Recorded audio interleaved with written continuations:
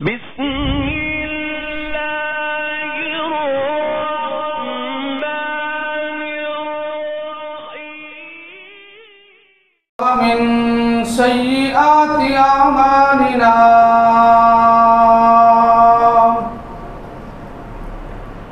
من يهده الله فلا مضل له ومن يضلله فلا هادي له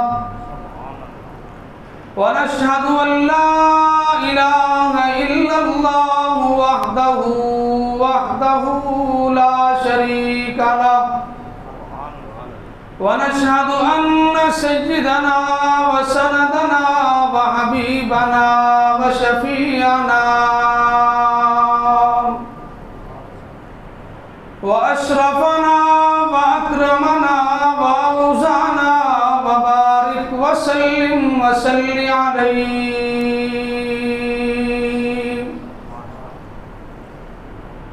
قال الله تبارك وتعالى في كلام المجيد والفرقان الحميد: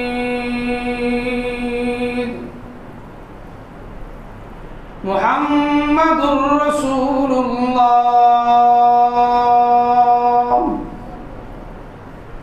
والذين معه أشداء على الكفار رحماء بينهم. وقال النبي صلى الله عليه وسلم: الحسن والحسين سيدا شباب أهل الجنة. صدق الله العظيم وصدق رسوله النبي الكريم. ونحن على ذلك لمن الشاهدين والشاكرين والحمد لله رب العالمين.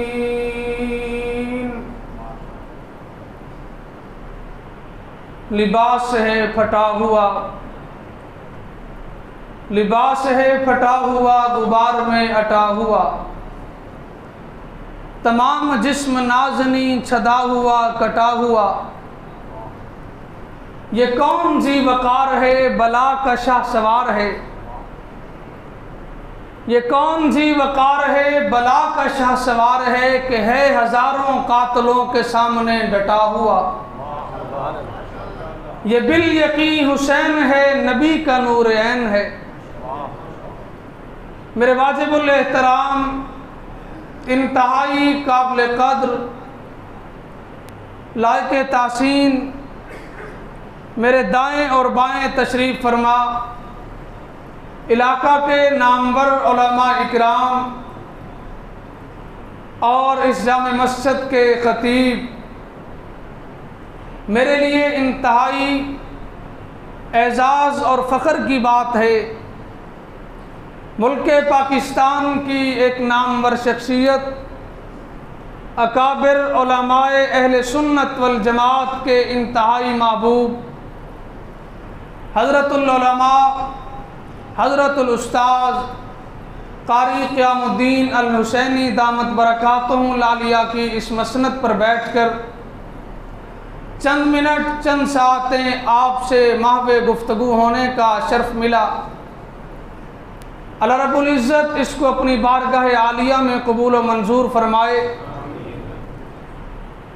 میرے عزیز دوستو، آپ لوگ یقیناً ایک اتنی بڑی علمی شخصیت کو سننے والے ہیں. مجھ جیسے طالب علم کی باتیں شاید عجیب اور انہونی لگیں. اللہ رب العزت سے دعا ہے کہ مجھے اور آپ کو آقا انعامدار حضرات صحابہ کرام رضوان اللہ تعالی علیہم اجمعین کے راستے پہ چلنے کی توفیق عطا فرمائے. میں نے قرآن کریم کی ایک آیت آپ کے سامنے تلاوت کی ہے. اس آیت کے بہت سارے مفہوم، بہت سارے مطالب، لیکن آج کے اس دن کی مناسبت سے میں ایک نقطے پہ بات کروں گا. اس آیت کے اندر ایک لفظ بولا گیا ہے رحماء بینہم۔ ہر مفسر، محقق، عالم دین نے اپنے اپنے انداز میں، اپنے اپنے طرز میں اس آیت کی تشریح کی، لیکن لاہور کے ایک مرد قلندر سید نفیس الحسینی شاہ صاحب رحمۃ اللہ تعالی علیہ نے اپنے انداز میں فرمایا کہ لوگ تو یہ کہتے ہیں کہ رحماء بینہم کا معنی یہ ہے کہ صحابہ کرام آپس میں ایک تھے، ایک دوسرے سے محبت کرتے تھے، کفر کے لیے سیسا پھیلائی دیوار تھے۔ فرمایا کہ میرا وجدان یہ کہتا ہے، میرا ایمان یہ کہتا ہے، اس رحماء بینہم کی آیت کے مصداق جہاں صحابہ کرام ہیں وہاں یہ بھی ہے کہ اللہ رب العزت اس قوم کو یہ پیغام دینا چاہتے ہیں کہ در حقیقت صحابہ کرام کے ساتھ ساتھ اہل بیت اور صحابہ کرام بھی رحماء بینہم ہیں۔ فرمایا ہمارا عقیدہ ہے اگر جس دل میں صحابہ کی محبت نہ ہو وہ ایمان میں کامل نہیں ہو سکتا۔ ہمارا عقیدہ ہے جس دل میں اہل بیت کی محبت نہ ہو اس کا ایمان بھی کامل نہیں ہے۔ میرا عقیدہ ہے اگر کوئی شخص صحابہ کو نہ مانے وہ جنت میں نہیں جا سکتا۔ میرا عقیدہ ہے کوئی اہل بیت کو نہ مانے تو وہ بھی جنت میں نہیں جا سکتا۔ میرا عقیدہ ہے اگر کوئی اہل بیت کا انکار کر کے اپنے آپ کو مسلمان کہے تو میں اس کو مسلمان نہیں کہہ سکتا۔ یا اگر حضرات صحابہ کرام میں سے کوئی کسی ایک شخصیت کا انکار کر کے اپنے آپ کو مسلمان کہے تو میں نہیں کہہ سکتا۔ اس لیے کہ اہل سنت والجماعت احناف دیوبند کا عقیدہ ہے ہماری ایک آنکھ کا نور حضرات صحابہ ہیں تو دوسری آنکھ کا نور حضرات اہل بیت ہیں۔ ہمارے عقیدے میں، ہماری کتابوں میں ہمیں جو پیغمبر کی طرف سے تعلیم دی گئی ہے ان کے اندر کوئی دوسری رائے نہیں۔ ہم مانتے ہیں اگر اہل بیت کو چھوڑے تب بھی دین مکمل نہیں، اگر صحابہ کو چھوڑے تب بھی دین مکمل نہیں۔ ہاں اگر آج کا کوئی مجتہد یہ کہتا ہے کہ میں اہل بیت کو نہیں مانتا، یہ دین تو مجھ تک صحابہ نے پہنچایا ہے، میرا اس سے سوال ہے آپ نے یہ کہا کہ یہ دین مجھ تک صحابہ نے پہنچایا ہے، مجھے بتاؤ کیا پیغمبر کی گھر کی زندگی اہل بیت کے بغیر امت تک پہنچنا ممکن ہے؟ یا اگر کوئی یہ کہتا ہے ہم تو نبی کے گھر والوں کو مانتے ہیں اس لیے کہ یہ دین ہمیں اہل بیت نے دیا، میرا ان سے بھی ایک سوال ہے، کیا مجھے بتا سکتے ہو کہ اگر اہل بیت کو مان کر صحابہ کو چھوڑ دیا جائے تو میرے پیغمبر کی نماز مل سکتی ہے، میرے پیغمبر کی فتوحات اور جنگی زندگی مل سکتی ہے؟ سب بولیں کیا مل سکتی ہے؟ کبھی بھی نہیں۔ اس لیے اگر اس دین پہ پورے کا پورا عمل کرنا چاہتے ہیں تو صحابہ اور اہل بیت دونوں پر پختہ ایمان کا ہونا ضروری ہے، اور الحمدللہ میرا اور میرے اکابر کا مکمل ایمان ہے، سب کہو الحمدللہ۔ اس لیے کہ اگر صحابہ کی محبت کو صحابہ کرام کی کسوٹی میں رکھ کے تولا جائے تو مجھے کوئی فرق نظر نہیں آتا۔ اگر بچے بیٹھ جاؤ بھائی، جس نے جانا ہے اٹھ کے چلا جائے، ورنہ میری مختصر گفتگو ہوگی، چند منٹ بات ہوگی، مجھ سے بات کی نہیں جاتی۔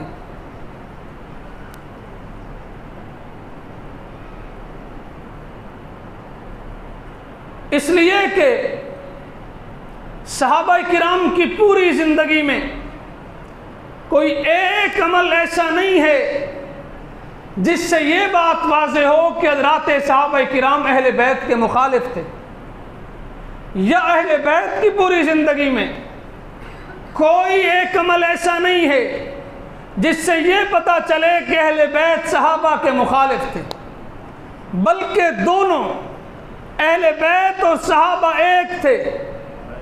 اس کی پہلی دلیل فوائد نافع میں مولانا نافع رحمۃ اللہ علیہ لکھتے ہیں، آقا انعامدار کا وصال ہوا، آپ صلی اللہ علیہ وسلم دنیا سے پردہ فرما گئے۔ آپ کے پردہ فرمانے کے بعد خلیفۃ المسلمین، خلیفہ اول سیدنا ابو بکر صدیق رضی اللہ تعالی عنہ مسند خلافت پہ تشریف لائے۔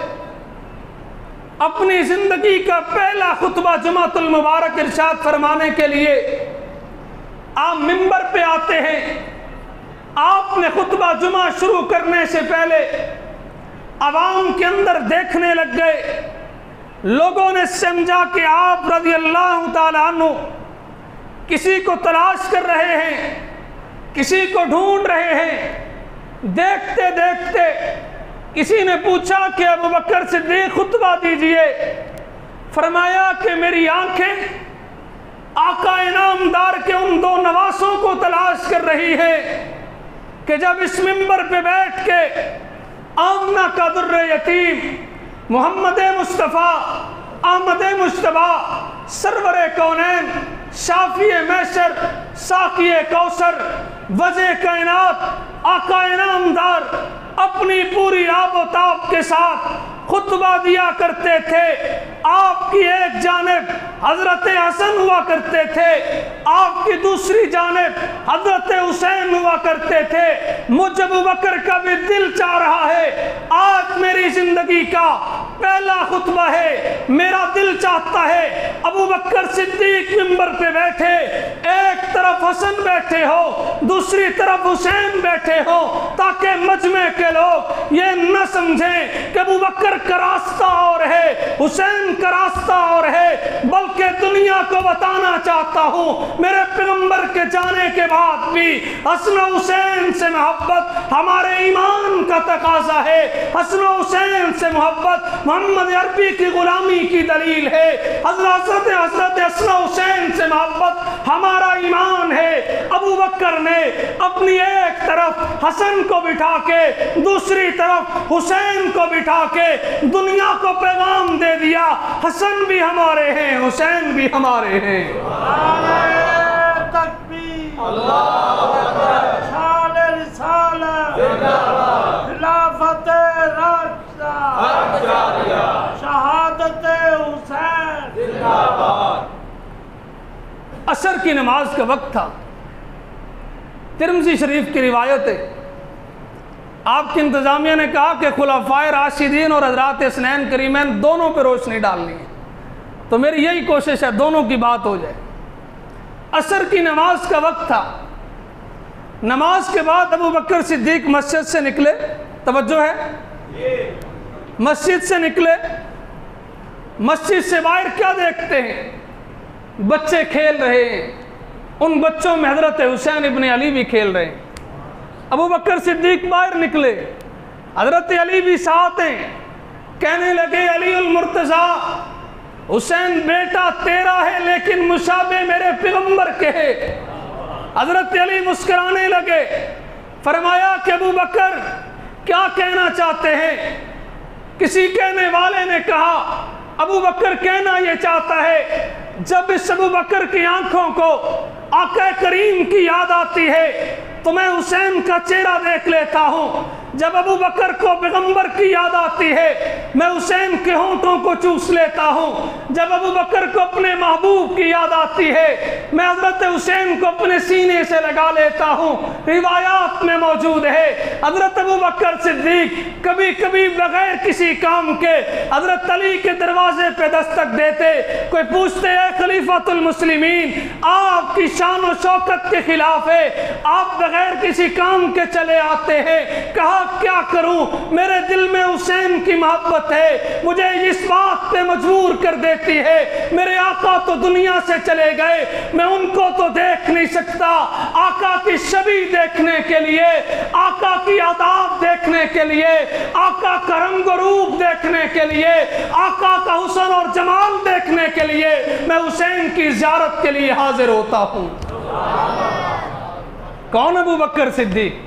آج کوئی کیسے کہہ دے ابو بکر اور تھے اور فاطمہ کا حق کھا گئے، لعنت کرتا ہوں اس آدمی پہ۔ حضرت ابو بکر تو وہ تھے جس نے کہا کہ میرے صحابہ اور میرے دوستوں، میرے عزیزوں، میرے جانے کے بعد ابو بکر کی وصیت میں یہ الفاظ موجود ہیں۔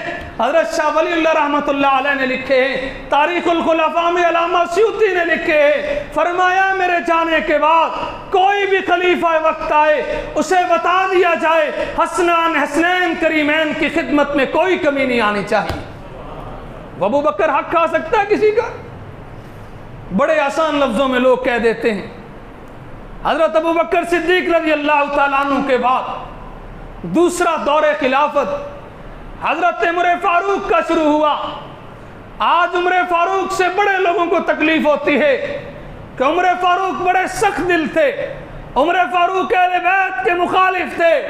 میں ان کو کہہ دینا چاہتا ہوں، آپ کس منہ سے کہتے ہو عمر فاروق حضرات حسنین کے اہل بیت کے مخالف تھے؟ میں نے تو روایات میں عمر فاروق کے متعلق یہ پڑھا ہے، ایک دن حضرت عمر فاروق جا رہے تھے، راستے میں حضرت حسین ملے، کہنے لگے حسین کبھی اپنے چچا سے باتیں کرنے کے لیے ملنے آ جایا کرو۔ حضرت حسین نے کہا کبھی آؤں گا۔ ایک دن حضرت حسین حضرت عمر فاروق سے ملنے آئے، فرمایا کہ اندر کون ہے؟ بتایا کہ آپ حضرت عمر فاروق اور امیر معاویہ کسی اہم میٹنگ میں بیٹھے ہیں، آپ واپس تشریف لے آئے۔ چند دن کے بعد حضرت عمر فاروق نے پھر فرمایا اے حسین کبھی ملنے چلے آ جایا کرو۔ حضرت حسین نے کہا اے امیر المومنین میں حاضر ہوا تھا، آپ کسی ملاقات میں مصروف تھے۔ حضرت عمر فاروق نے جو جملے کہے میرے عزیز دوستو سونے کے پانی سے لکھنے کے قابل ہیں۔ فرمانے لگے حسنین دنیا کے ہر آدمی کو خلیفہ وقت سے اجازت لینے کی ضرورت ہے، لیکن آپ جب بھی آئیں بغیر اجازت کے خلیفہ وقت کے کمرے میں آ جایا کرے۔ فرمانے لگے اے عمر فاروق آپ کی شان کے خلاف ہے، ممکن نہیں ہے۔ حضرت عمر فاروق کہنے لگے اس لیے کہ عمر تو وہ عمر تھا جس کو اس کے والد نے یہ کہہ دیا تھا اے عمر فاروق تجھے اونٹ چرانے نہیں آتے۔ اے حسین تیرے نانا کی خدمت کی برکت سے، تیرے نانا کے اسلام کی برکت سے، تیرے نانا کی جوتیوں کے صدقے آج عمر فاروق وقت کا بادشاہ بنا بیٹھا ہے۔ نعرہ تکبیر، تاجدار ختم نبوت، خلافت راشد، مصطفیٰ کا ہم سفر، مصطفیٰ کا ہم سفر، گلی گلی نگر نگر، گلی گلی نگر نگر۔ اگر حضرت عمر فاروق حضرات حسنین کریمین سے اتنی محبت کریں اور ہم یہ مان لیں کہ حضرت ابو بکر نے یا صحابہ نے حضرت فاطمہ کا حق کھایا تھا، چلیں بات موضوع پہ آ گئی، ایک بات اور کرتا چلوں۔ حضرت فاطمہ کا حق کھایا، کیا الزام ہے ابو بکر نے؟ 10 منٹ کے لیے آپ کی بات مان لیتے ہیں کہ حضرت فاطمہ کا حق تھا، حضرت ابو بکر نے نہیں دیا۔ میرا بھی ایک سوال ہے، ابو بکر رضی اللہ تعالیٰ عنہ کی خلافت آئی، آپ نے حق نہیں دیا، آپ کے بعد خلافت عمر فاروق کی آئی، آپ نے حق نہیں دیا، آپ کے بعد خلافت حضرت عثمان کی آئی، آپ نے بھی حق نہیں دیا، حضرت عثمان کے بعد تو خلافت علی کی آئی ہے، اگر حق بنتا ہوتا تو علی دے دیتے، حق بنتا ہوتا تو علی دے دیتے، علی نے بھی نہیں دیا، اس لیے کہ میرے پیغمبر کی وراثت مال نہیں بلکہ دین اور علم ہوا کرتا ہے، اور ان کے پاس چونکہ علم نہیں ہے، مال ان کو مال کی ہرس ہے، دولت کو چاہتے ہیں، اس لیے انہوں نے دولت کا مطالبہ کیا۔ ہم بھی اہل بیت کو مانتے ہیں، اس لیے کہ العلماء ورثۃ الانبیاء، میرے پیغمبر کی وراثت تو علم تھا، میرے پیغمبر کی وراثت تو دین تھا۔ آقا انعامدار امت کو دین دے کر گئے، اسی دین کی برکت ہے۔ فرمایا علیکم بسنتی وسنت الخلفاء الراشدین المہدیین، فرمایا میں چلا جاؤں گا، میرے جانے کے بعد دین کی طلب کرنا، میرے جانے کے بعد کسی بات کی طلب نہ کرنا، مال دولت کی طلب نہ کرنا، پیسے کی طلب نہ کرنا۔ اے اللہ کے نبی پھر کیا طلب کرے؟ فرمایا میرے جانے کے بعد میرے خلفاء کے دروازے پہ جانا، ان کی سنت پہ عمل کرنا، اور جو وہ کہیں ان کی بات کو ماننا۔ میرے پیغمبر تو یہ بتلا کے گئے تھے، میں کیسے مان لوں کہ حضرات خلفاء نے کسی کا حق کھایا ہے؟ حضرت عمر فاروق کا دور تھا، آپ رضی اللہ تعالیٰ عنہ کا دور خلافت ہے۔ آپ رضی اللہ تعالیٰ عنہ کے پاس مال غنیمت آیا، حضرت عمر فاروق تقسیم کر رہے ہیں۔ آپ نے فرمایا کہ بدری صحابہ کے لیے، جن صحابہ نے بدر کے میدان میں حصہ لیا، ان کو 5,000 درہم دیے جائیں گے۔ ٹھیک ہے جی۔ فرمایا اس کے بعد ان کے گھروں میں سالانہ 1,00,000 درہم پہنچائے جائیں گے۔ مال غنیمت کی تقسیم شروع ہے۔ یہ کون ہے؟ فرمایا کہ حضرت عبداللہ ابن عمر ہیں۔ یہ کون ہے؟ فرمایا کہ حضرت عثمان غنی کا خاندان ہے۔ یہ کون ہے؟ فرمایا علی کا خاندان ہے۔ فرمایا سب کو پیچھے کر دو، حضرت حسین کو بلاؤ۔ حضرت حسین کو بلایا گیا۔ حضرت عمر فاروق نے 10,000 درہم اٹھا کے حضرت حسین کے حوالے کر دیے۔ اس کے بعد عبداللہ ابن عمر کو بلایا۔ کتنے درہم؟ فرمایا 5,000 درہم۔ عبداللہ ابن عمر کہنے لگے، اے میرے بابا، میں حق سے زیادہ نہیں مانگتا، لیکن ایک سوال ہے۔ حضرت حسین تو بدر میں شریک نہیں ہوئے، حضرت حسین تو بدر کے موقع میں نہیں تھے، آپ نے سب کو روک کے ان کو 10,000 درہم دیے۔ ہم بدر میں تھے، آپ کے ساتھ ہر جنگ میں تھے، ہمیں آپ نے 5,000 دیے۔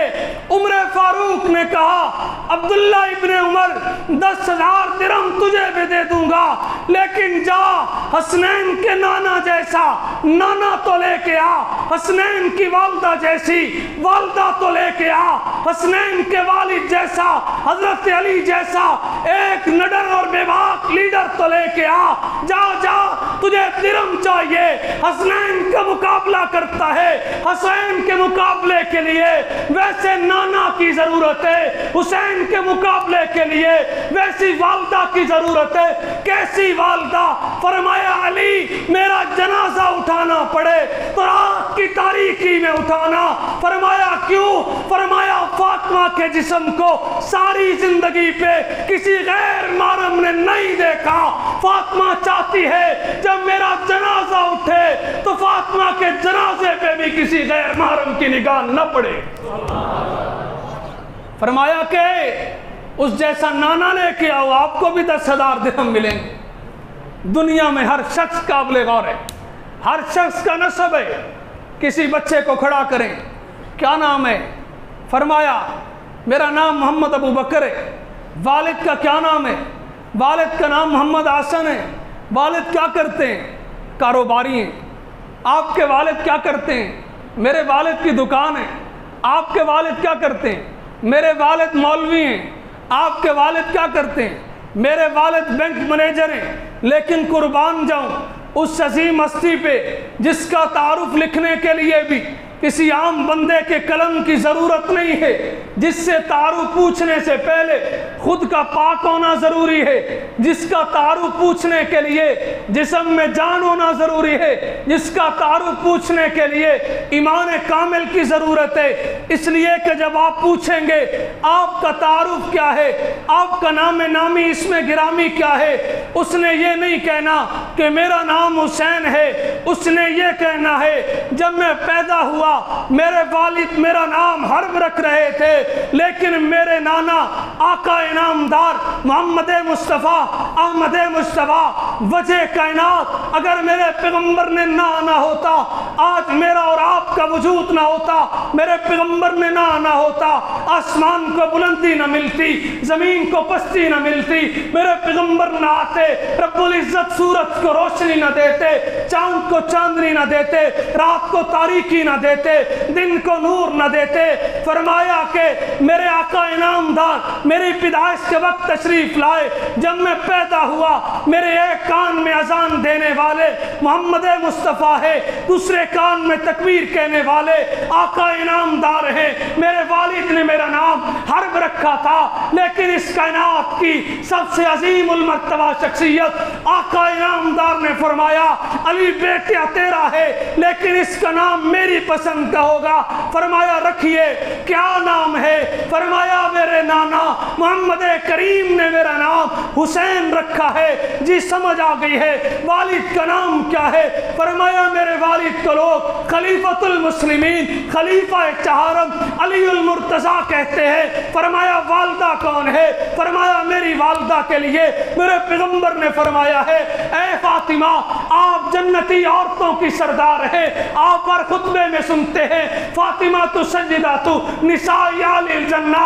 فرمایا سمجھ آ گئی ہے آپ کے نانا کون ہے؟ فرمایا میرے نانا آقا انعامدار ہیں جن کی وجہ سے آج مجھے عزت ملی، جن کی وجہ سے آج آپ کو عزت ملی۔ ساری کائنات کے تعارف ایک پلڑے میں رکھ دیے جائیں لیکن حسین کریمین حضرت حسنین کا تعارف ایک پلڑے میں رکھ دیا جائے، خدا کی قسم دنیا کا کوئی بچہ، دنیا کا کوئی لیڈر، دنیا کا کوئی بڑا حضرت حسین کے تعارف کا مقابلہ نہیں کر سکتا۔ آج لوگ فخر کرتے ہیں یہ فلاں سردار کا بیٹا ہے، میں نے کہا ہم اس سردار کو نہیں مانتے، ہم تو اس سردار کے نواسے کے ماننے والے ہیں جس کی وجہ سے اس کو سرداری ملی ہے۔ حضرت عمر فاروق کا دور ہے، فرمایا کہ مال غنیمت آیا، آپ نے پوشاکیں آئیں، خوبصورت لباس آئے، آپ تقسیم کرنے لگ گئے۔ ایک صحابی کو بلایا کپڑے دے دیے، دوسرے کو بلایا کپڑے دے دیے، تیسرے کو بلایا دے دیے۔ لوگ تلاش کر رہے ہیں کہ سب کو دے دیے گئے، حضرات حسنین کریمین کو کوئی مال غنیمت میں حصہ نہیں ملا۔ کسی صحابی نے کھڑے ہو کے سوال کیا اے عمر بن خطاب کہیں بھول تو نہیں گئے، کہیں ذہن سے بات نکل تو نہیں گئی؟ آپ نے تمام صحابہ کی اولادوں کو خوبصورت پوشاکیں پہنائی، فرمایا کہ عمر بھولا نہیں ہے، عمر کو بات یاد ہے، عمر کے ذہن سے نہیں نکلی۔ عمر فاروق تو یہ دیکھ رہا تھا ان کپڑوں میں، ان پوشاکوں میں، ان لباسوں میں حضرت حسنین کریمین کی شان کے مطابق کوئی لباس نہیں ہے۔ فرمایا کہ حضرت عمر فاروق نے خط لکھا کہ دو پوشاکیں بہترین قسم کی بنوا کے مدینہ روانہ کی جائیں۔ پوشاکیں آ گئیں، جمعۃ المبارک کا دن ہے، آپ نے دونوں نواسوں کو بلایا اور بلا کے کہا آپ کی شان کے مطابق، آپ کی عزت اکرام کے مطابق کپڑے نہیں تھے، عمر کے دل نے گوارا نہیں کیا، آپ کو یہ کپڑے پہنا دیے جائیں۔ آپ کے لیے میں نے بہترین قسم کے کپڑے منگوائے اور ان کو وہ پوشاکیں پہنا کے مسکرانے لگے۔ فرمایا کہ اب عمر کا دل ٹھنڈا ہوا ہے ان نواسوں کو دیکھ کر۔ نعرہ تکبیر، شان رسالت، کربلا کا شاہ حسین، کربلا کا شاہ حسین۔ حضرت عمر فاروق کا دور ہے۔ حضرت عمر فاروق رضی اللہ تعالیٰ عنہ نے حضرات حسنین کریمین کے لیے اپنے نشست کے ساتھ خاص نشستیں بنوائیں۔ فرمایا کہ اگر کبھی آل بیت میں سے کوئی آ جائے ان کو عوام الناس کے ساتھ نیچے نہ بیٹھنا پڑے بلکہ عمر فاروق ان کو اپنے ساتھ بٹھائیں۔ اگلا دور مختصر کر رہا ہوں، حضرت عثمان غنی کا شروع ہوا۔ آج اس قوم سے گلہ یہ بھی ہے کہ لوگ حضرت حسنین کریمین کی صرف 6 سالہ زندگی جن میں میرے آقا موجود تھے وہ دنیا کو بتاتے ہیں یا واقعہ کربلا بتاتے ہیں؟ اس سے درمیان والی وہ زندگی جو حضرات حسنین کریمین کی شجاعت پہ ہے، جو ان کی بہادری پہ ہے، جو ان کی ایسی زندگی ہے جو ایک مرد مومن کی زندگی ہو۔ حضرت عثمان غنی کا دور ہے، اعلان ہوتا ہے کہ قادسیہ کے بعد اگلا سفر افریقہ کے جنگلات میں جہاد کا ہے۔ سب سے پہلے نام لکھوانے والے حضرت حسین تھے۔ فرمایا کہ افریقہ کے سفر کرنے کے لیے حسین نکلے گا، علی کا بیٹا حسین نکلے گا۔ آپ کی جوانی کا وقت تھا، آپ کی جوانی کا عروج تھا، آپ نے تلوار ہاتھ میں لیے اور افریقہ کی طرف روانہ ہوئے۔ تاریخ میں لکھا ہے طرابلس کے مقام پر ایک بہترین قسم کی لڑائی ہوئی۔ اس لڑائی میں مخالف دشمن کی تعداد کی جو فوج تھی ان کی تعداد 1.5 لاکھ سے زائد تھی۔ کتنی؟ 1.5 لاکھ سے زائد تھی۔ فرمایا کہ پہلی مرتبہ حضرت حسین اس لشکر میں شامل ہو کے مقابلے کے لیے نکلے۔ سامنے جریر نام کے ایک بادشاہ تھا، ادھر حسین ابن علی تھے۔ فرمایا کہ جب مقابلہ ہوا، ایک طرف وہ لوگ تھے جو شیطان کی مان کے آئے تھے، دوسری طرف وہ لوگ تھے جو رحمان کے دین کا پرچم بلند کرنے آئے تھے۔ ایک طرف وہ لوگ تھے جن کی رگوں میں انسانیت کو تباہ کرنے کا جوش تھا، دوسری طرف وہ لوگ تھے جو محمد عربی کے دین کا پہرا دینے کے لیے اپنے آپ کو دین کا سپاہی بنا کے حضرت عثمان غنی کے حکم پہ افریقہ کے جنگلات میں نکلے۔ فرمایا آمنا سامنا ہوا۔ 3 دن کی لڑائی کے بعد حضرت حسین ابن علی کے جور جوانی میں، حسین ابن علی کی بہادری اور جرت میں حضرت عثمان کو خط لکھا گیا، اے عثمان مبارک ہو، حسین ابن علی نے 1.5 لاکھ فوج کو ناکو چنے چبا کے افریقہ کا علاقہ فتح کر کے حضرت عثمان کی سلطنت کے اندر شامل کر دیا۔ فرمایا حضرت عثمان کا دور تھا۔ حضرت حسین ابن علی نے غالباً 16 وہ غزوات میں اور 16 جنگوں میں شرکت کی۔ اس کے بعد حضرت علی المرتضیٰ کا دور شروع ہوا۔ حضرت علی المرتضیٰ جب آئے، اس سے پہلے سب سے پہلے جو فتنہ اٹھا ہے، توجہ ہے، سب سے پہلے یہ جو فتنہ اٹھا ہے نا کہ اہل بیت اور ہیں اور صحابہ اور ہیں، یہ حضرت عثمان غنی رضی اللہ تعالیٰ عنہ کے خلافت کے آخری ایام تھے، جن میں سے بعض لوگوں کو حضرت عثمان اچھے نہیں لگتے تھے اور آج بھی ان کو اچھے نہیں لگتے۔ اس وقت بھی اچھے نہیں لگتے تھے اور آج بھی، سب بولیں، آج بھی اچھے نہیں لگتے، چونکہ وہ یہ کہتے ہیں کہ حق خلافت کا عثمان کا نہیں تھا بلکہ علی کا تھا۔ ہم نے کہا کہ مان لیتے ہیں علی کا تھا، یہ تو میرے پیغمبر زندگی میں فیصلہ کر کے چلے گئے۔ نماز کا وقت ہے، صحابہ کی آنکھیں امام کو تلاش کر رہی ہیں، دائیں دیکھا بائیں دیکھا، کوئی نہیں ہے۔ میرے پیغمبر کو پیغام دیا گیا، اے آقا نماز کا وقت ہو چکا ہے، پڑھانے والا کوئی نہیں۔ فرمایا ابو بکر موجود ہے؟ بتایا جی ہاں موجود ہے۔ فرمایا ابو بکر کو مصلی پہ کھڑا کر دو۔ حضرت ابو بکر صدیق کو مصلی پہ کھڑا کر دیا۔ کم از کم میرا ایمان تو یہ نہیں کہتا جس کو میرے پیغمبر مصلی پہ کھڑا کر کے گئے ہوں اس کو کوئی اتار دے، کبھی بھی نہیں ہو سکتا۔ اور عمر فاروق کو ابو بکر کھڑا کر کے گئے، حضرت عثمان کو حضرت عمر کھڑا کر کے گئے، اور حضرت علی کی وصیت حضرت عثمان کر کے گئے۔ آج میں کیسے مانوں کہ خلافت کا حق علی کا تھا؟ حضرت علی بہت بڑے ہیں، قابل عزت و تکریم ہے، بہت بڑی عظمت اور شان والے ہیں، لیکن میرا عقیدہ یہ ہے خلافت میں نمبر 1 حضرت ابو بکر صدیق، نمبر 2 حضرت عمر فاروق، نمبر 3 حضرت عثمان غنی، اور نمبر 4 حیدر کرار۔ حضرت علی کا دور شروع ہوا۔ فرمایا کہ حسنین کریمین مجلس میں بیٹھے، ایک آدمی کھڑا ہو کے سوال کرتا ہے، علی المرتضیٰ دنیا میں سب سے عقل مند شخص کون ہے؟ اسی مجلس میں حضرت حسین بھی بیٹھے۔ فرمایا کہ ابا جان مجھے اجازت دیں میں جواب دے دوں؟ فرمایا جی دے دیں۔ حضرت حسین کھڑے ہوئے، سوال کیا گیا حضرت علی سے سب سے عقل مند کون ہے؟ حضرت حسین نے کہا سب سے عقل مند وہ ہے جو اپنی زبان کو لگام دے کے رکھے، وہ سب سے عقل مند ہے۔ صحابہ بڑے حیران ہوئے، حضرت حسین نے کیسا جواب دیا؟ در حقیقت حضرت حسین پہچان گئے تھے یہ بندہ سوال نہیں کر رہا بلکہ خلیفہ وقت کی توہین کر رہا ہے، حضرت علی کی توہین کرنا چاہ رہا ہے۔ حضرت حسین نے قبل از وقت اس کی زبان کو لگام دے دی۔ حضرت حسین کی فراست کیسی، حضرت حسین کی سخاوت کیسی، حضرت حسین کی عبادت کیسی۔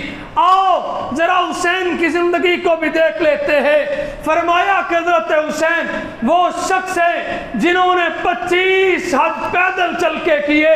حضرت حسین وہ شخص ہے جنہوں نے اپنی زندگی میں 3 دن میں قرآن مکمل کرنے کا معمول تھا۔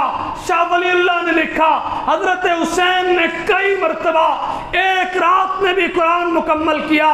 امام شاہ ولی اللہ نے یہاں تک لکھا حضرت حسین جب نوافل کے لیے نماز عشاء کے بعد قرآن کریم کی تلاوت شروع کرتے، نماز فجر تک ایک قرآن مکمل کر دیتے۔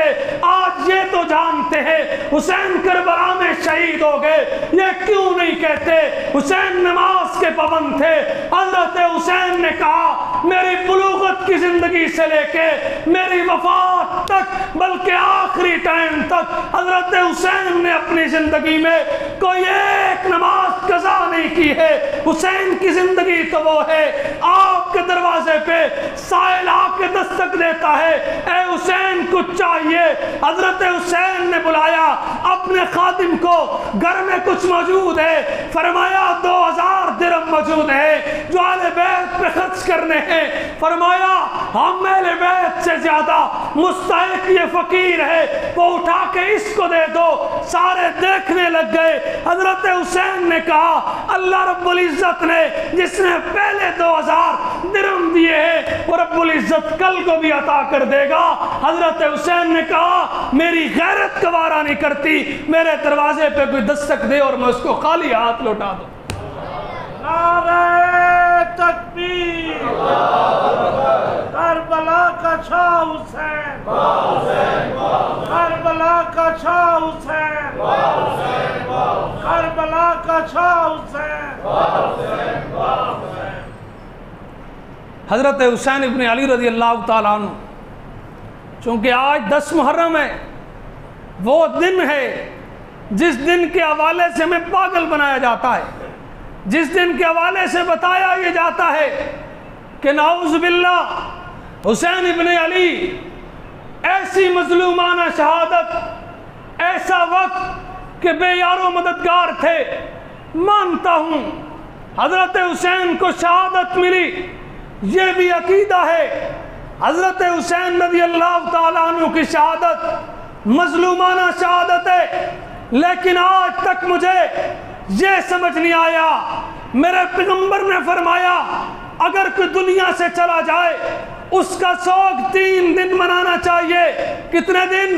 3 دن منانا چاہیے۔ 1400 سال گزر گئے، 1400 سال گزرنے کے بعد کیسا سوگ جو صرف 10 محرم کو منایا جائے، کیسی بدماشی، کیسا غم جو صرف 10 محرم کو یاد آئے۔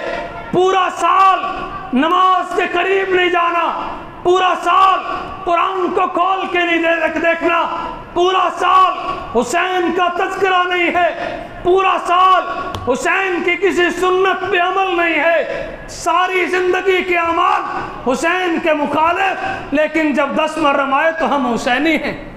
میں کہا کرتا ہوں مولانا ضیاء القاسمی نے بڑی خوبصورت بات لکھی، سب کو سبحان اللہ۔ فرمایا کہ ہم بھی حسینی ہیں۔ کیا ہیں؟ ہم بھی حسینی ہیں، لیکن تمہیں بتانا کیوں پڑتا ہے ہم حسینی ہیں؟ تمہیں بتانا کیوں پڑتا ہے؟ روڈ بند کر کے، سگنل ختم کروا کے، سبیلیں لگا کے کہ ہم حسینی ہیں اور بھئی مانتے ہیں حسینی ہیں۔ فرمایا کہ حسینی وہ ہے جس کو بتانا نہ پڑے اس کی شکل حسین جیسی ہو، اس کا کردار حسین جیسا ہو، اس کے افکار حسین جیسے ہو، اس کی زندگی حسین جیسی ہو، گلی محلے سے گزرے بتائے نہیں کہ میں حسینی ہوں، لوگ کہیں کہ یہ حسینی ہے۔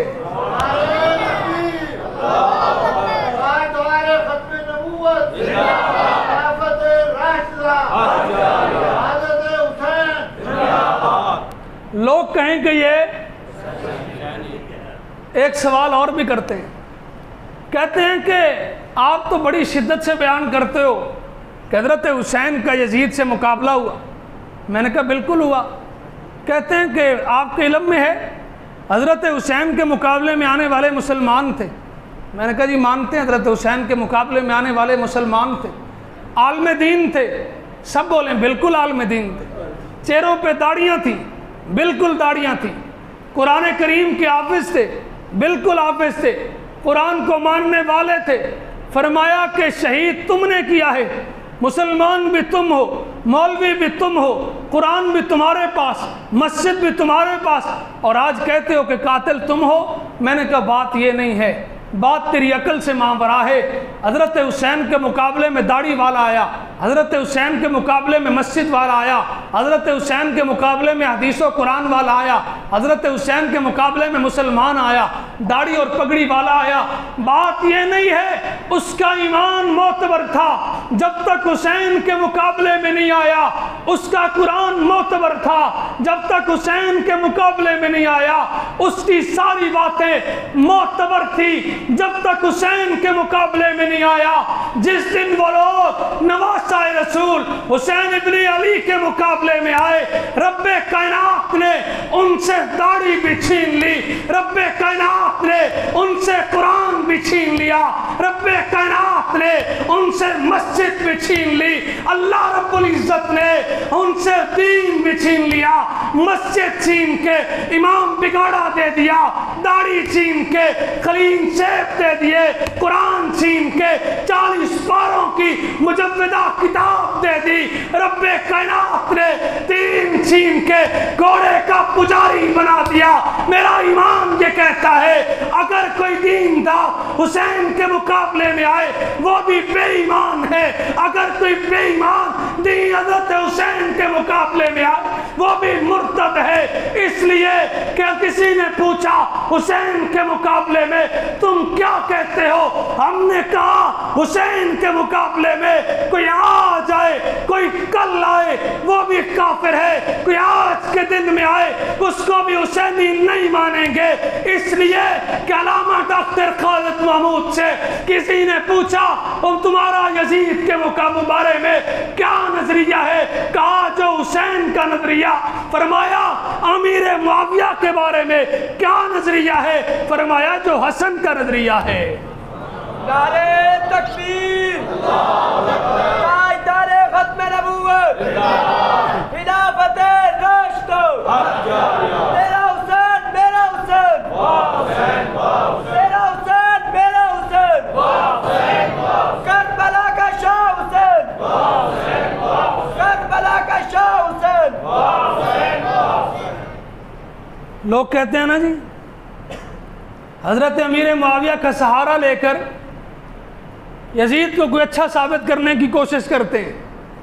علامہ ڈاکٹر خالد محمود صاحب مسئلہ ہی حل کر گئے، فرمایا کیا نظریہ ہے، فرمایا جو حسین کا نظریہ تھا وہی ہم حسینیوں کا ہے، جو حسین کا نظریہ تھا ہم کون ہیں، کون ہیں، اس لیے کہ حسینی ہم ہیں۔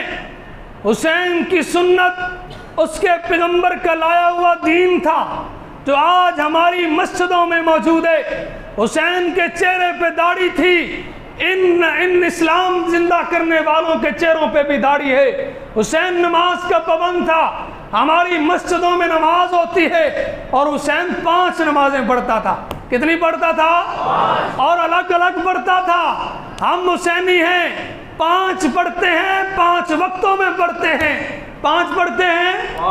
اور کوئی حضرت حسین نے 2 نمازیں تو ملا کے نہیں پڑھی نا، سب بولیں، بلکہ 5 نمازیں 5 وقتوں میں پڑھی۔ ہم بھی حسینی ہیں، 5 پڑھتے ہیں، 5 وقتوں میں پڑھتے ہیں اس لیے کہ حسین نے پڑھی ہے۔ کون حسین ابن علی؟ فرمایا کہ 9 ذی الحج کا دن تھا، حسین ابن علی مکہ سے روانہ ہوئے کربلا کے لیے۔ ساری دنیا سے کٹھی ہو کے 9 ذی الحج کو مکہ میں جاتی ہے حج بیت اللہ کے لیے۔ حسین کیسے تھے؟ توجہ فرمایا حسین کیسے تھے؟ ساری دنیا تو مکہ میں اور مکہ والے کربلا میں سمجھ نہیں آیا۔ صحابہ نے روکا، حضرت عبداللہ ابن عمر نے کہا اے حسین ابن علی حج کر لیجئے۔ حضرت عبداللہ ابن عباس نے کہا اے حسین ابن علی حج کر لیجئے۔ کہا اپنے 25 حج پیدل کیے، کیا وجہ پیش آئی؟ آج حسین ابن علی حج کو چھوڑ کے کربلا جا رہے ہیں۔ فرمایا تم کعبۃ اللہ کا طواف کرنا، میں کربلا کے میدان میں اپنے نانا کے دین کی حفاظت کروں گا۔ تم حجر اسود کو چومنا، میں علی اصغر کا بوسہ لوں گا۔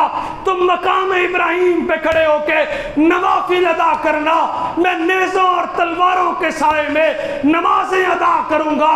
تم بیت اللہ کے سامنے کھڑے ہو کے لبیک اللہم لبیک پڑھنا، میں کربلا کے میدان میں تپتے صحراؤں میں اپنے رب کا قرآن پڑھوں گا اور دنیا کو بتا دوں گا ہم نے ہر دور میں تقدیس رسالت کے لیے وقت کی تیز ہواؤں سے بغاوت کی ہے۔ چھوڑ کر سلسلہ رسم سیاست کا فسوق، فقط ایک نام محمد سے محبت کی ہے۔ اللہ اکبر، ختم نبوت زندہ باد، خلافت راشدہ۔ آج لوگ کہہ دیتے ہیں کیا ضرورت تھی حج کو چھوڑ کے کربلا کی طرف؟ میں نے کہا کہ مجھے افسوس ہے تیری عقل پہ کہ وہ ضرورت تجھے سمجھ آ گئی، حضرت حسین کو نہیں سمجھ آئی۔ تو کہتے کیا ضرورت تھی؟ تو حضرت حسین سے زیادہ عقل مند، ان سے اپنے آپ کو بڑا فقیہ کہتا ہے۔ فرمایا کہ حضرت حسین کی نظر اپنے پیغمبر اپنے نانا کے فرامین پہ تھی۔ جب کسی کا فساد ظاہر ہو جائے، جب کوئی خلیفہ وقت مسلمانوں پہ ظلم کرنا شروع کر دے اور خلافت کا نہ اہل نہ ہو تو اس کی خلافت کے لیے نکلنا، حضرت حسین نے درس دے دیا۔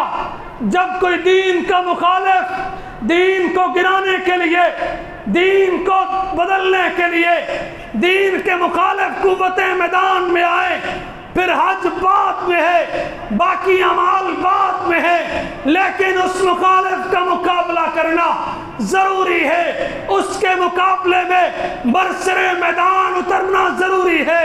کیا دلیل؟ فرمایا تو اپنے آپ کو حسینی کہتا ہے، تم تو وہ ہو جن کو کبھی اس کے نانا کے دربار میں حاضری دینے کا اللہ نے موقع نہیں دیا۔ ہاں اگر میرے پاس آئے اور پوچھے وفا کیا ہے، ادا کیا ہے، تو تجھے بتاؤں علماء دیوبند نے حسینی ہونے کا ثبوت شاملی کے میدان میں دیا۔ علماء دیوبند نے حسینی ہونے کا ثبوت دیوبند کو بنا کے دیا۔ علماء دیوبند نے حسینی ہونے کا ثبوت انگریز کے مقابلے میں نکل کے دیا۔ علماء دیوبند نے حسینی ہونے کا ثبوت چنگ کے بازاروں میں اپنا لہو بہا کے دیا۔ علماء دیوبند نے حسینی ہونے کا ثبوت ہر وقت کے حکمران کو اسمبلی میں کھڑے ہو کے ناکو چنے چبا کے دیا۔ اگر مزید پوچھتا ہے حسینی کون ہے، تجھے افغانستان کی سرزمین پہ لے چلوں جنہوں نے 1400 سال اپنے دشمن کو ناکو چنے چبا کے خلافت قائم کر کے حسینی ہونے کا ثبوت دے کے دنیا کو بتا دیا ہم نے ہر دور میں تقدیس رسالت کے لیے وقت کی تیز ہواؤں سے بغاوت کی ہے۔ اگر مقابلے میں یزید آیا ہے تو ادھر سے حضرت حسین نکلے، مقابلے میں انگریز آیا ہے تو رشید احمد گنگوئی نکلے، مقابلے میں انگریز آیا ہے تو علماء دیوبند سے قاسم نانوتوی نکلے، مولانا عبد الشکور لکھنوی فاروقی نکلے، مفتی محمود نکلے، عطا اللہ شاہ بخاری نکلے، خواجہ خان محمد نکلے، مولانا فضل الرحمان نکلے، حق نواز جدوی نکلے، علامہ اعظم طارق نکلے، علامہ ضیاء الرحمان فاروقی نکلے۔ یہ حسینی قافلہ تھا، علماء دیوبند کا قافلہ تھا، جنہوں نے ہتھکڑیاں برداشت کر کے، تکلیفیں برداشت کر کے، مصیبتیں برداشت کر کے دنیا کو بتا دیا سنبھل جاؤ مسلمانوں، سنبھل جانے کا وقت آیا، وہ تو سوئے ہو تم، اب ہوش میں آنے کا وقت آیا، جہاں سے چلے تھے تم 313 انہی ماضی کی راہوں پہ پلٹ جانے کا وقت آیا، اندلس کے ساحل پر چلا ڈالی تھی کشتیاں تم نے، اسی چلی تاریخ کو دہرانے کا وقت آیا۔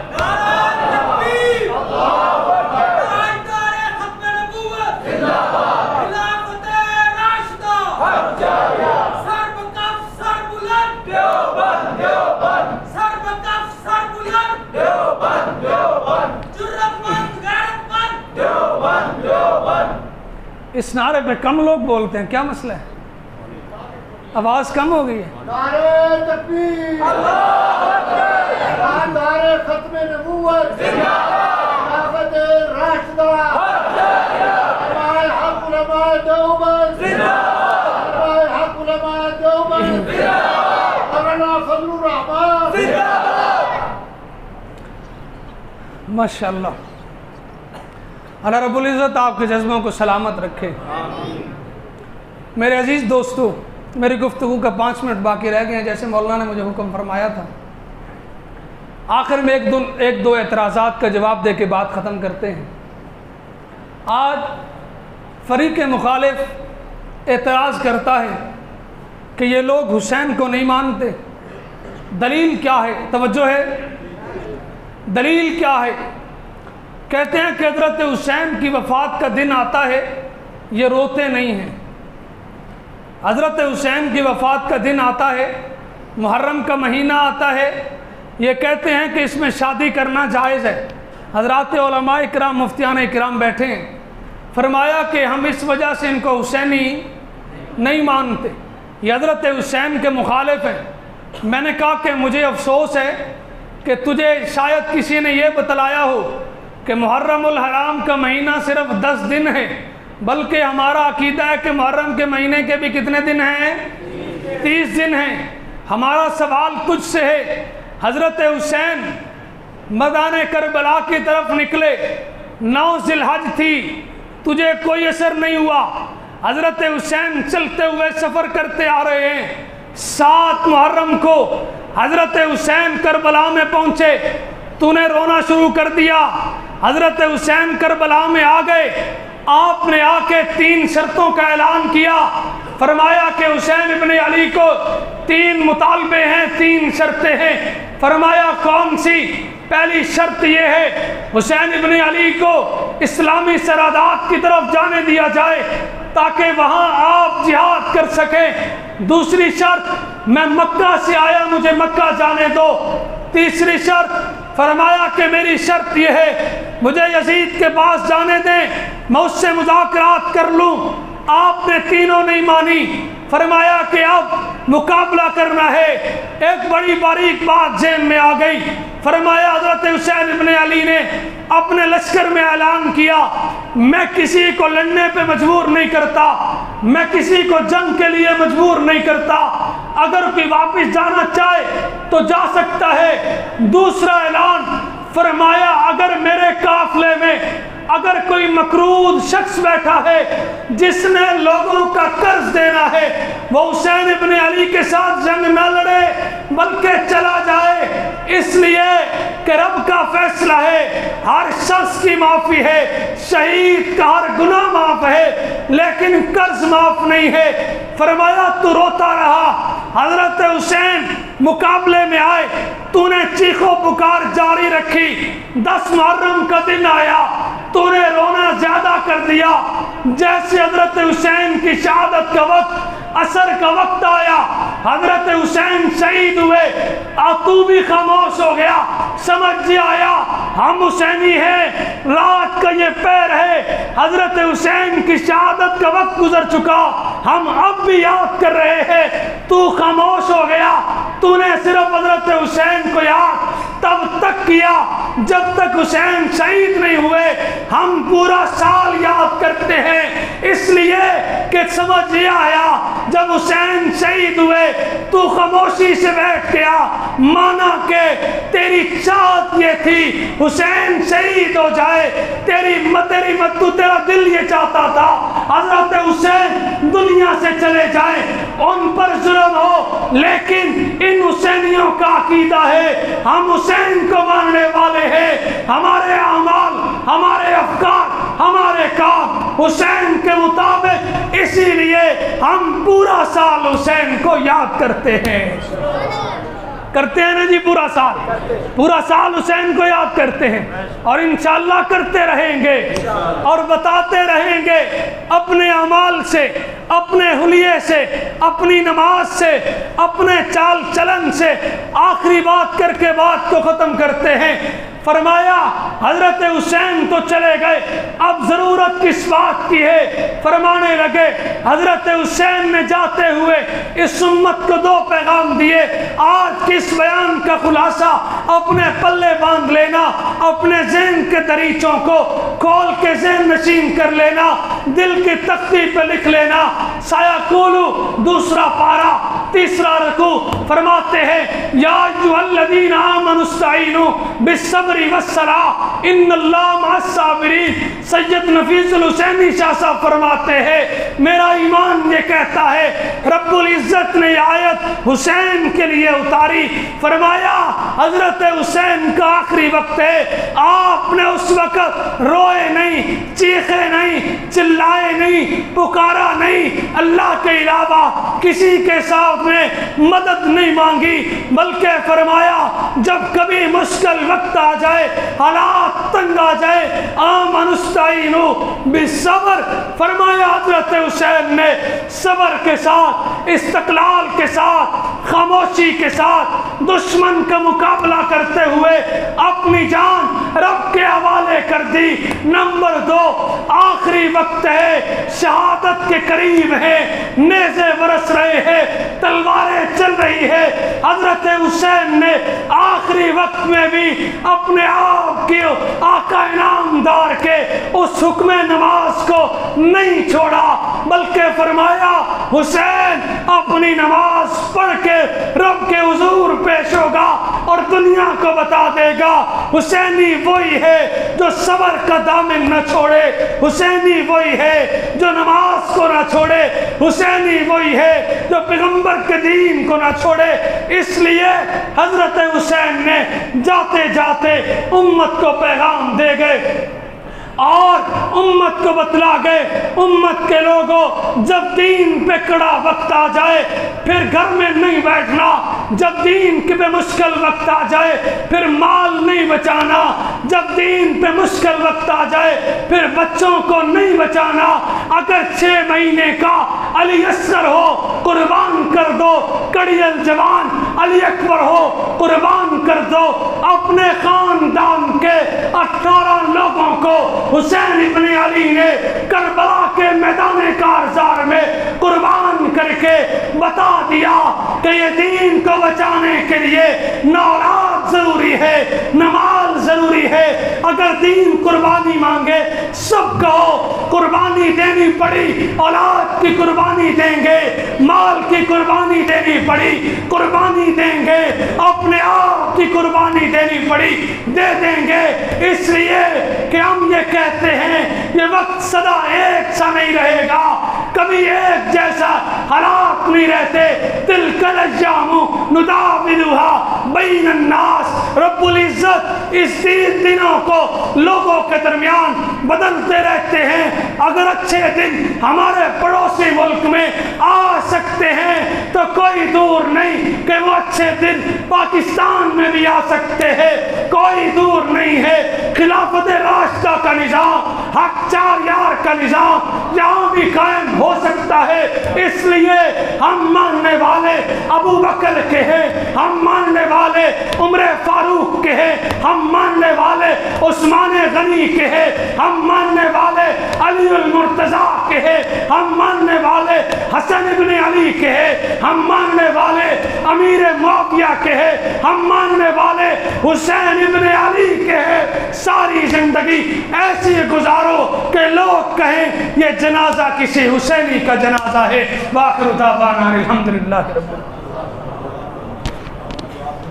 ربنا ظلمنا انفسنا وإن لم تغفر لنا وترحمنا لنكونن من الخاسرين ربنا هب لنا من ازواجنا وذرياتنا قرة اعين واجعلنا للمتقين اماما اللهم اعز الاسلام والمسلمين اللهم انصر الاسلام والمسلمين اللهم اذل الشرك والمشركين اللهم اهدنا فيمن هديت وعافنا فيمن عافيت وتولنا فيمن توليت وبارک لنا فیما اعطیت۔ اے الہ العالمین ہمارے گناہوں کو معاف فرما، اے اللہ ہماری حاجات کو پورا فرما، اے اللہ ہماری پریشانیوں کو دور فرما، اے اللہ ہم تیرے گناہگار شاہکار بندے ہیں، ہماری خطاؤں کو درگزر فرما، اے اللہ ہمیں اپنے دین کی محنت کے لیے قبول فرما۔